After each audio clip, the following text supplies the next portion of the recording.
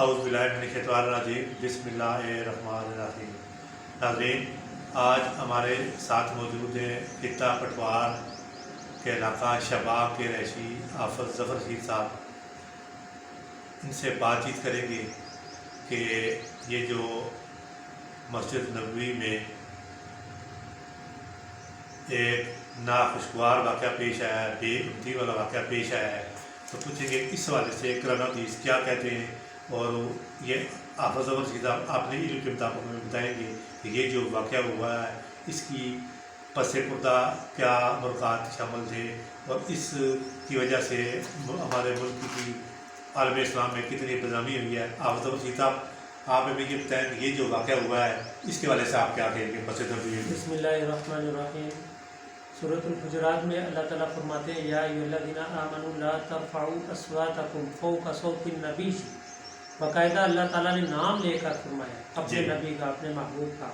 یہاں نبی اللہ تعالیٰ نے واضح الفاظ میں لکھا ہے۔ تو دیکھیے اختلافات جو ہے نا وہ شروع سے چلتے آ رہے ہیں، یعنی حضرت آدم علیہ السلام سے لے کر آج تک اختلاف چلتے آ رہے ہیں۔ آپ نے پڑھا ہوگا، سنا ہوگا کہ حضرت آدم علیہ السلام کے دو بیٹے تھے، ان کے اندر ان بن ہوگی تو ایک نے دوسرے کو قتل کر دیا۔ حابیل قابیل کا واقعہ مشہور ہے۔ اسی طرح آگے بھی چلتے آ رہے ہیں۔ اختلاف بری چیز نہیں ہے، لیکن اختلاف کے اوپر انسان عدم برداشت، آپے سے باہر ہو جانا، دوسرے کی تمام اخلاقیات کی حدودوں کو کراس کر کے یہ چیزیں بری ہیں، اور یہ صرف انسان کا اپنا نقصان نہیں کرتی بلکہ انسان جس مذہب کے ساتھ ہوتا ہے اس مذہب کو بھی یہ بدنام کرتی ہے۔ کفار کو جو ہے، دیگر مذاہب کے لوگ ہیں، ان کو صرف بات چاہیے، بہانا چاہیے کہ مسلمانوں کے ساتھ کوئی ایسی بات ہمارے ہاتھ لگے، ہم اس کو ایشو بنا کے مسلمانوں کو بدنام کریں۔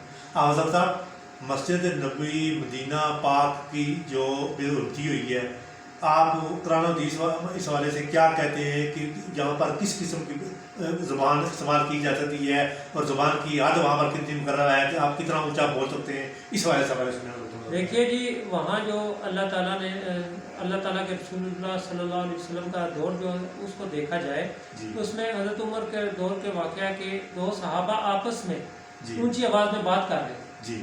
حضور اکرم صلی اللہ علیہ وسلم اندر مسجد میں بیٹھے تو ان کو غصہ آ گیا۔ انہوں نے کہا کہ تم کہاں کے رہنے والے؟ انہوں نے کہا جی ہم مدینہ سے باہر سے آئے۔ انہوں نے کہا اگر تم مدینہ کے ہوتے میں تمہیں کوڑے لگوا، یعنی باہر سے آئے، تمہیں پتہ نہیں ہے یہاں کے ادب احترام کیا ہے۔ ادب احترام وہاں کا یہ ہے کہ سلطان عبدالحمید کے بارے میں آتا ہے کہ جب وہ ٹرین کی پھٹری بچھا رہے تھے تو جب مدینہ منورہ تک کام کا سلسلہ آیا تو انہوں نے روک کر سوچ وچار میں راتوں کو بھی سوچ رہے تھے۔ انہوں نے کسی نے کہا کہ کیوں سوچ رہے؟ انہوں نے کہا جب یہاں مزدور کام کریں گے تو میرے آقا کی جو نیند ہے، آرام ہے، اس کے اندر خلل پیدا ہوگا اور کہیں میں اس بے ادبی میں شامل نہ ہو جائے، یعنی ایک ان کی مجبوری تھی۔ پھر اسی طرح حضرت قاسم نانوتوی رحمۃ اللہ علیہ کے بارے میں آتا ہے کہ وہ ننگے پاؤں وہاں چلتے تھے۔ کسی نے کہا حضرت ننگے پاؤں کیوں چلتے ہو؟ فرمایا کہ اگر میں جوتے پہن کے چلوں گا تو جوتوں کی آہٹ کی وجہ سے میرے آقا کو تکلیف ہوگی۔ یہ ادب کا ایک تقاضا ہے، ادب کا معیار ہے، اور یہ انہی لوگوں کو سمجھ آتا ہے جو آقا علیہ الصلوۃ والسلام سے دلی محبت کریں۔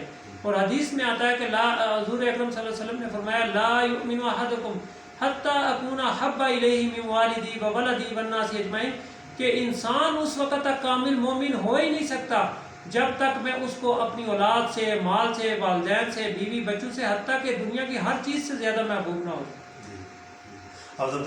سننے میں آیا کہ ہم قرآن و حدیث کی حوالے سے زیادہ علم تو نہیں رکھتے ہیں، لیکن صحابہ کرام کو بھی وہاں پر اونچا بولنے کی اجازت نہیں تھی۔ جی، میں نے آپ سے عرض کی کہ دو صحابہ وہاں باتیں کر رہے تھے، صرف شور نہیں کر رہے تھے، صرف باتیں کر رہے تھے۔ تو ان کو کہا گیا کہ اگر آپ یہاں کے ہوتے تو آپ کو کوڑے لگائے جاتے۔ تو یہ ادب کا تقاضا ہے۔ اور مشہور ایک خطیب گزرے فیصل آباد کے، علامہ ضیاء القاسمی رحمۃ اللہ علیہ، وہ اپنی ایک واقعہ لکھتے ہیں اپنی کتاب میں۔ وہ کہتے ہیں کہ ایک مرتبہ میں مدینہ منورہ میں گیا تو میں وہاں بیٹھا ہوا تھا تو مجھے وہاں کا ایک بندہ رہنے والا مل گیا، وہ ان کا مرید تھا۔ وہ ان سے ملا تو انہوں نے کہا حضرت، انہوں نے کہا مجھے کوئی عجیب بات بتاؤ، مدینہ منورہ کی عجیب بات بتاؤ۔ انہوں نے عجیب بات یہ بتائی، انہوں نے کہا کہ حضرت مجھے 30 سال ہو گئے اس مدینہ کی گلیوں میں رہتے ہوئے، میں نے ان 30 سالوں میں ان مدینہ کی گلیوں میں کبھی کسی کتے کو بھی بھونکتے ہوئے نہیں دیکھا۔ ان بے زبانوں کو بھی پتا کہ اس شہر کا احترام کیا ہے، اور یہاں ہمارے نام نہاد مسلمان جو اپنے آپ کو نام نہاد مسلمان اور عبادت کی غرض سے گئے، ان کو اتنی بھی سمجھ نہیں ہے کہ ایک جانور کو اللہ تعالیٰ نے اتنی سمجھ فہم فراست دی ہے کہ وہ کہتے ہیں کہ میں نے 30 سالوں کے اندر یہاں کسی کتے کو بھونکتے ہوئے بھی نہیں دیکھا۔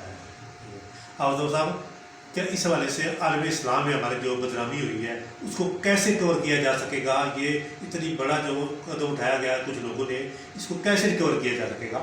جی دیکھیے، اس میں صرف عالم اسلام کی جو بدنامی نہیں ہوئی، اس میں دو چیزوں کی بدنامی ہوئی جی، ایک بحیثیت مسلمان اور ایک بحیثیت پاکستان یعنی ہمارے ملک بھی بدنامی ہوئی ہے اور ہماری مسلمان ہونے کی قوم کی وجہ سے بھی بدنامی ہوئی ہے، اور اس کی ریکوری تو مشکل ہے، کیونکہ یہ معاملہ آپ ہمارے تک ہو نا، پاکستان کی کسی عدالت میں یا ہو، وہ رفع دفع ہو سکتا ہے، صلح ہو سکتی ہے، یہ معاملہ اللہ کے ہاں سپرد ہے۔ اور اللہ تعالیٰ جب قرآن مجید میں واضح اعلان فرما رہا ہے یا ایھا الذین کہ تم اللہ کے محبوب کے سامنے اپنی آوازیں اونچی نہ کرو، اس کا اللہ نے نتیجہ بھی بتا دیا ہے کہ اگر تم اونچی آواز کرو گے تو تمہارے دل سے ایمان نکال دیا جائے گا، تمہیں خبر بھی نہیں ہوگی۔ جب اللہ تعالیٰ واضح اعلان کر رہا ہے تو اس میں تو گنجائش ہی نہیں ہے کہ اس کی کوئی ریکوری ہو سکے۔ حافظ صاحب، آپ جو یہ سیاسی جماعتوں کے رہنما ہیں، لیڈران ہیں، آپ ان کو کیا پیغام دیں گے کہ وہ اپنے کارکن کو کیا سبق دیں؟ جی، میرا تمام جو سیاسی لیڈر ہیں، کوئی بھی ہے، کسی بھی سیاسی لیڈر سے ہے، میرا پیغام ان کے لیے یہ ہے کہ آپ اپنے ورکروں کو اس طرح کی عدم برداشت کی تعلیم دینے سے بہتر ہے آپ اپنی کارکردگی دکھائیں، تاکہ لوگوں کو جب آپ لوگوں سے بات کریں تو لوگوں کو اشتعال نہ دلائیں، لوگوں کے جذبات سے نہ کھیلیں، لوگوں کے اوپر فتوے لگانے سے بہتر ہے کہ آپ ایسے کام کریں کہ لوگ دلی طور پہ خود بخود آپ کی طرف مائل ہو جائیں۔ حافظ صاحب بہت شکریہ، جزاک اللہ۔